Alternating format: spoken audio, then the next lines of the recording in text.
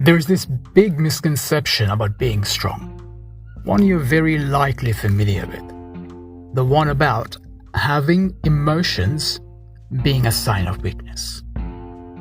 In this talk, we'll explore how this belief leads to all sorts of problems, why it's a harmful belief that can and does create tragic consequences, and what the better and smarter alternative is. Keep listening to learn more. Hello everyone, welcome back to another episode of the Growth Philosophy Podcast, a bite-sized weekly podcast focused on empowering you to think better and upgrade your life. So let's talk about emotions. As some of you know, I grew up in a fairly conservative household, with conservative values about the proper way of doing things. Growing up, I believed that showing emotions, or even accepting them, is a sign of weakness. And I carried this belief around with me for a very long time. It was only in my mid-20s that I started to explore and examine alternative perspectives, and even later that I learned about the actual reality. The truth of the matter is that having feelings and experiencing your emotions is not a sign of weakness. This is a big misconception about strength, so it is important to have clarity on this matter. We will expand on this, of course, but here's the main thing to know, and it's that having emotions does not make you weak. It just makes you human. Stoicism has become a very popular philosophy over the last few years. I personally am a fan, even though I don't completely buy into it. The reason why I am a fan is because there are many good ideas in it. Anyway, for the longest time, my ideal was to be stoic round the clock. In hindsight, it makes sense why being stoic all the time would be appealing to me, since I grew up with the belief that men don't show emotions and that showing emotions is weakness. If you grew up in a conservative household, you'll know exactly what I'm talking about.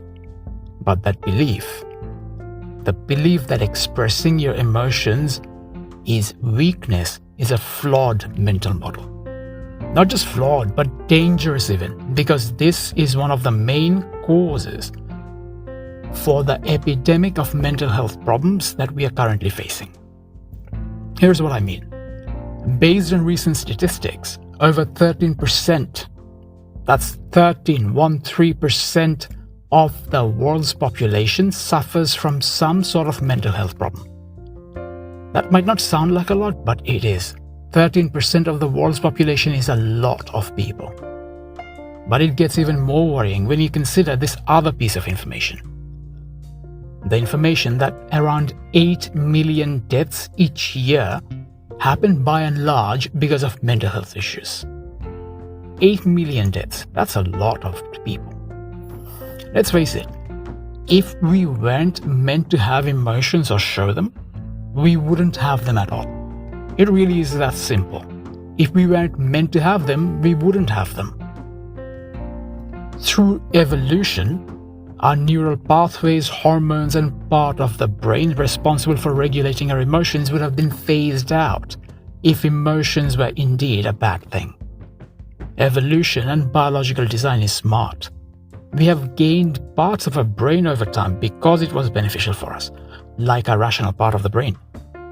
If we can evolve to have things, then by the very same rationale, we can lose things too. And we have. There is no waste in nature after all. Evolution is very intelligent and efficient. So if emotions were deemed unnecessary, they would have been selectively removed from our psyche. But that hasn't happened. If anything, humans have developed more emotions over time, not less. I'll give you some real-life examples to demonstrate how accepting and expressing emotions is not a sign of weakness. Just think about the strongest people you know. When I think of really strong people, people like Mother Teresa, Nelson Mandela, Mohandas Gandhi, Martin Luther King, Muhammad Ali, and so on come to mind. They were really strong people. They endured a lot and they did incredible things, even impossible things. And you know what? None of them, not a single one of them, ever acted like a robot. None of them completely held back on expressing their emotions. If anything, the expression of their emotions actually was a big part of what made them who they were. They were incredibly passionate about their causes, and that level of zeal and passion would not have come across if they were curtailing all their emotions. Passion is a big emotion after all. Of course, when it comes to expressing emotions, you need to consider a few things, like the positive and the negative ones, since not all emotions are good. Or rather, not all modes of expression are good for you, like how flying off the handle isn't good for you. You also need to consider the potential impact of your expression, and so on. So it's basically all about thinking before you act. It's all about common sense, so you'll have to be the judge of what's good and not so good for you and others. In general though, expressing your emotions, even the ones like sadness, frustration, anger and so on, can be good for you. And when done in moderation, they can even create opportunities for you to heal and grow, and can even help others, or enable others to help you. That said, when I talk about accepting emotions, I'm talking about emotions in general, both the positive and the seemingly negative ones. Now, you might be thinking that the negative ones certainly should be denied or bottled up, but that's neither good nor effective. Think about anger, for example. When you bottle up or try to ignore anger, often what it does is explode at some point, and then it creates a huge mess. Even if it doesn't, there is the long-term cost to you to consider. We shouldn't make the mistake of repressing negative emotions. Repression takes a psychological toll. There is a cost to it, and that repression can lead to the gradual buildup of emotional waste. It's like toxic waste inside of you. It's like an expanding island of plastic dirtying the ocean. Emotional waste can grow over time and lead to toxic effects if it's not dealt with. Life is all about balance. You shouldn't opt to go too far on the emotional expression scale and then fly off the handle often. That's not a good thing, either for you or for others. In the same way, becoming completely closed off emotional expression-wise can make you seem like a robot, and worse, it can eat away at you. That's where bottling up your emotions comes in. The main thing to remember today is that expressing your feelings is not a bad thing. Expressing and accepting them can actually be good for you. Especially for the men listening to this. I want you to pay extra attention to this because strength is often correlated with lack of emotions. Even though that could not be further from the truth. Emotions play an important role in our lives. Trying to deny them is actually a recipe for disaster. Expressing your emotions is good, but going overboard with it is not. It's all about balance at the end of the day, and excess of anything is bad. So express your emotions, but don't flood them. Don't go overboard. Going out of control with your emotions isn't good for you, and it isn't good for others either. And then there is a spiritual aspect to this as well. Enlightenment, for instance, can't be reached without accepting your emotions. A big part of enlightenment and wisdom often involves learning to let be. Just let be. And that state can only happen when you accept your feelings and emotions. Trying to suppress them only creates an internal struggle which does anything but instill inner peace. That said, like I mentioned earlier, there is a good way and a bad way of expressing your emotions. Knowing how to accept your emotions is a big part of inner strength, and it is crucial to handling and even expressing your emotions better. So acceptance plays a massive role in all of this. That's the key factor, that's the starting point. There is another important, or rather very important reason why accepting your emotions is important for you. And it's that this is the best way you can avoid a freak out or a meltdown. Since that sort of extreme reaction generally only happens when the emotion has not been addressed for a very long time, and it has had time to fester and rot inside of you. Expressing your emotions isn't about losing your calm. That's actually a big misconception about emotions, and why the phrase being emotional has such a negative connotation.